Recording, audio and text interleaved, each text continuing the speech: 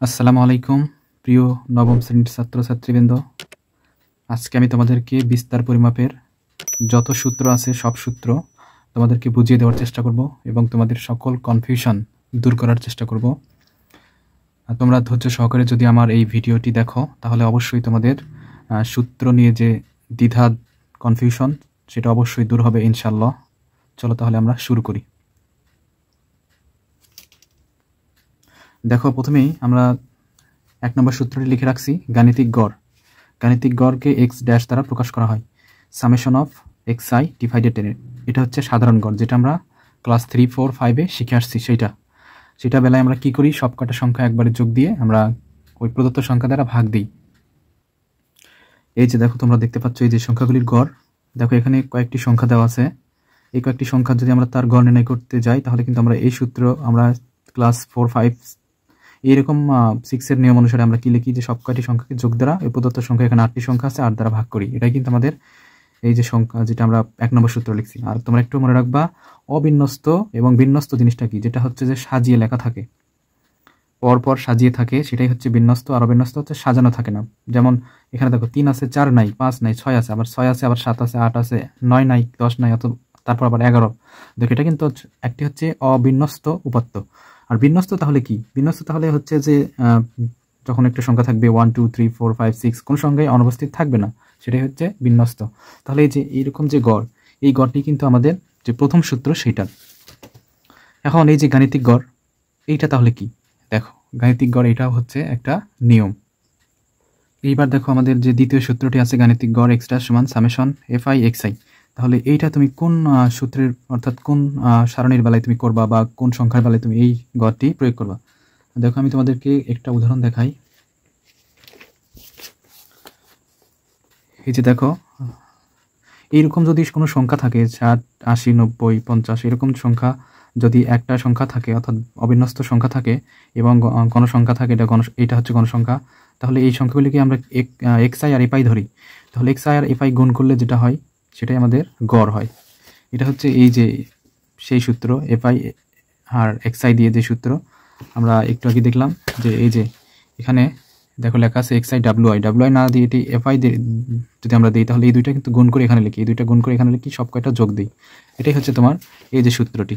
আর দেখো, আমাদের আরও একভাবে গাণিতিক গড় নির্ণয় করা যায়। দেখো তোমরা এখানে দেখতে পাচ্ছ যে শ্রেণীব্যাপ্তি, মধ্যমান, গণসংখ্যা এবং এফ আই এক্স আই। অর্থাৎ আমাদের দ্বিতীয় নম্বর সূত্র হচ্ছে বিন্যস্ত ক্ষেত্রেও করা যায়, অবিন্যস্ত ক্ষেত্রেও করা যায়। তাহলে এখানে দেখো এটা হচ্ছে বিন্যস্ত উপাত্ত, তাহলে মধ্যমান যদি নেই আমরা, এটাকে 2 দ্বারা যোগ করে 2 দ্বারা ভাগ করলে যে মধ্যমানটা পাই, এবং এখানে গণসংখ্যা যেটা দেওয়া থাকে, এই দুটো সংখ্যা গুণ দিলে এইটা হয়, এই দুটো সংখ্যা গুণ দিলে, অর্থাৎ এক্স আই আর এফ আই গুণ দিলে এইটা হয়। এখন এই সবকটা সংখ্যা যদি যোগ দিই, তাহলে দেখো এরকম যে সংখ্যাটা আসবে আর গণসংখ্যার যে মান, তাহলে আমরা কি করি, তাহলে এই যে এই সূত্রটা যখন প্রয়োগ করবো, এটাই কিন্তু 2 নম্বর সূত্র। দেখো সিমিলার, একই, শুধুমাত্র n ডিভাইডেড 1 ডিভাইডেড n না লিখে লিখছে F I x I divided n। এই যে দেখতে পাচ্ছ, দেখো সূত্রটা কিন্তু একই। এই যে তাহলে এরকম যদি বিন্যস্ত থাকে তাহলে কিন্তু 2 নম্বর সূত্রটি প্রয়োগ হয়। এখন সংক্ষিপ্ত গড়। সংক্ষিপ্ত গড়ের যে আমরা যে সংক্ষিপ্ত গড়টা করব, সেই সংক্ষিপ্ত গড়ের ছকটা একটু আমরা খেয়াল রাখি। দেখো দেখতে পাচ্ছ তোমরা, এই যে সংক্ষিপ্ত পদ্ধতিতে গড় নির্ণয়ের যে সারণী, এই যে এইরকম যখন সারণী থাকে, অর্থাৎ বিন্যস্ত উপাত্ত যখন থাকে, দেখো 0 থেকে 20, 20 থেকে 40, এরকম যদি কোনো একটা বিন্যস্ত উপাত্ত থাকবে, তখন আমরা এইরকম করে যে সারণীটা তৈরি করি, সেই সারণী দিয়ে আমরা দেখো গাণিতিক গড় হচ্ছে যে এই সূত্রটা প্রয়োগ করে থাকি, এক্স ড্যাশ সমান a plus summation f i u i divided n গুণ এইচ। এই সূত্রটি আমরা প্রয়োগ করি। কখন আমরা প্রয়োগ করব? যখন এরকম বিন্যস্ত উপাত্ত থাকবে এবং এরকম করে আমরা সারণী তৈরি করব, তখন কিন্তু এই যে 3 নম্বর ছকটি আমাদের, 3 নম্বর সূত্রটি আমাদের প্রয়োগ হবে। এবার দেখো প্রচুরক। এই প্রচুরক তোমরা দেখতে পাচ্ছ, যদি এরকম সারণী থাকে, সারণীতে আমরা একটু আগে যেটা দেখলাম, দেখো এরকম সারণী যেটা থাকবে, সেখান থেকে আমাদের প্রচুরক বের করা কিন্তু সম্ভব হবে। এরকম সারণী থাকবে যে 0 থেকে 15, 15 থেকে 30, এরকম যদি বিন্যস্ত কোনো সারণী থাকে, তাহলে কিন্তু আমরা এই সূত্রটি প্রয়োগ করতে পারবো। এই 4 নম্বর সূত্রটি আমরা তখন প্রয়োগ করবো। এটা শুধুমাত্র বিন্যস্তর বেলা, অবিন্যস্ত হলে কিন্তু এই সূত্র না, অবিন্যস্ত হলে সেটা হচ্ছে আরেক সূত্র। এখন আমরা দেখব মধ্যকের সূত্র। মধ্যকের সূত্র এই যে আমি যে একটু আগে বললাম, যে বিন্যস্ত উপাত্ত থাকবে এবং সেই বিন্যস্ত উপাত্ত দিয়েই আমরা যে অঙ্কটি করব, তখন আমরা যে আমরা গণসংখ্যা নেই, ক্রমযোজিত গণসংখ্যা নেই, তখন আমরা কি করব, এই যে মধ্যকের সূত্রটি প্রয়োগ করব।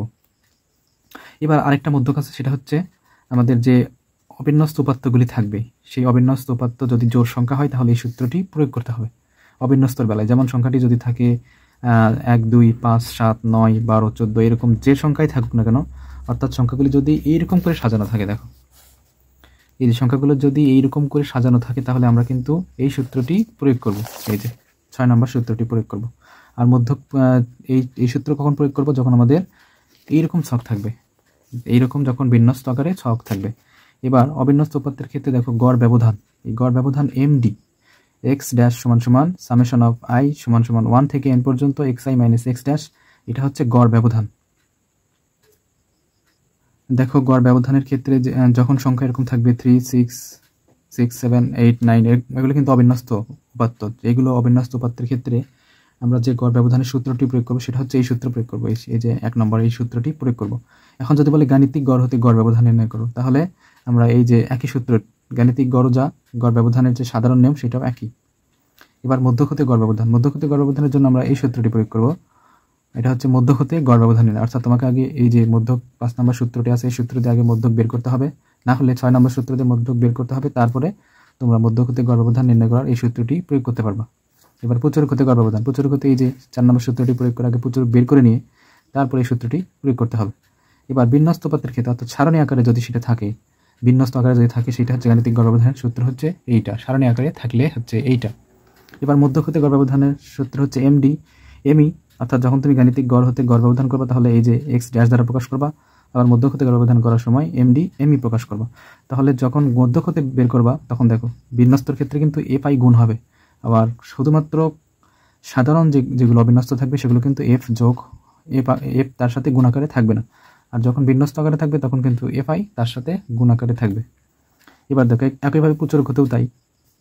এবার পরিমিত ব্যবধান, দেখো পরিমিত ব্যবধানের ভেদাঙ্ক নির্ণয় সূত্র আছে, একটা হচ্ছে অবিন্যস্তর ক্ষেত্রে, অবিন্যস্তর ক্ষেত্রে হচ্ছে এই সূত্র সিগমা, এটাকে বলা হয় sigma square is equal to 1 divided n summation of i is equal to 1 থেকে n পর্যন্ত x i minus x dash whole square. আবার যদি বিন্যস্ত আকারে থাকে, অর্থাৎ ছক আকারে যদি আমাদের থাকে, তাহলে কি করবো আমরা, ছক আকারে থাকলে আমরা দেখো এই সূত্রটি প্রয়োগ করব, শুধুমাত্র এই যে এই সংখ্যার সাথে একটা এফ আই গুণ হয়ে যাবে। এখন বিন্যস্তর ক্ষেত্রে আমরা পরিমিত ব্যবধান কি করব, দেখো বিন্যস্তর ক্ষেত্রে আমরা পরিমিত ব্যবধান কি লিখবো, পরিমিত ব্যবধান লিখবো সিগমা সমান সমান, আরেকটা কথা ভেদাঙ্ককে সিগমা স্কোয়ার দ্বারা প্রকাশ করা হয় আর পরিমিত ব্যবধানকে সিগমা দ্বারা প্রকাশ করা হয়। তখন এই স্কোয়ারটা এই পাশে রুট দিবা, ভেদাঙ্কর পরে ভেদাঙ্কের যে মান আসবে তারপরে রুট দিলে কিন্তু সেটা পরিমিত ব্যবধান হয়ে যায়। যে দেখো এটা দুইটা সূত্র আছে, গাণিতিক গড় হতে পরিমিত ব্যবধান নির্ণয়ের সূত্র হচ্ছে sigma root over summation i is equal to 1 থেকে n পর্যন্ত x i minus x dash whole square divided 10। আবার এটা এই সূত্রও হয়, যখন তোমার যেটা লাগবে সেটাই প্রয়োগ করতে হবে। এবার আমরা দেখব সংক্ষিপ্ত পদ্ধতিতে পরিমিত ব্যবধান যখন তুমি বের করবে তখন তুমি এই সূত্র প্রয়োগ করবে। দেখো সংক্ষিপ্ত পদ্ধতিতে এই সূত্রটি প্রয়োগ করতে হবে, রুট ওভার সামেশন i থেকে n পর্যন্ত ডি স্কোয়ার ডিভাইডেড 10 মাইনাস, দেখো সামেশন অফ n i থেকে n পর্যন্ত আর n দিয়ে ভাগ হোল স্কোয়ার। এটা হচ্ছে তোমার সংক্ষিপ্ত পদ্ধতিতে পরিমিত ব্যবধানের সূত্র। এখন যদি গাণিতিক গড় হতে পরিমিত ব্যবধানের সূত্র হয়, এখন হচ্ছে অবিন্যস্তর ক্ষেত্রে, অর্থাৎ কোনো একটা সংখ্যার ক্ষেত্রে এলোমেলো যে সংখ্যা আছে সেগুলোর ক্ষেত্রে এই সূত্রটি প্রয়োগ করতে হবে। তারপর দেখো সংক্ষিপ্ত পদ্ধতিতে যদি তুমি পরিমিত ব্যবধান বের করো তাহলে এই সূত্রটি প্রয়োগ করতে হবে। আগে কিন্তু ছিল বিন্যস্ত, এবার হচ্ছে অবিন্যস্ত বেলা এটা শেষে একটা ইজ গুণ আকারে গুণ হয়ে যায়। এবার গাণিতিক গড় হতে যদি তুমি সূত্রটি লেখো তাহলে এই যে দেখো গাণিতিক গড় হতে পরিমিত ব্যবধান, এটা হচ্ছে দুইটা সূত্র আছে, একবার f1 গুণ হয়ে উপরে হোল স্কয়ার ডিভাইডেড 10, আরেকবার দেখো এই সূত্র।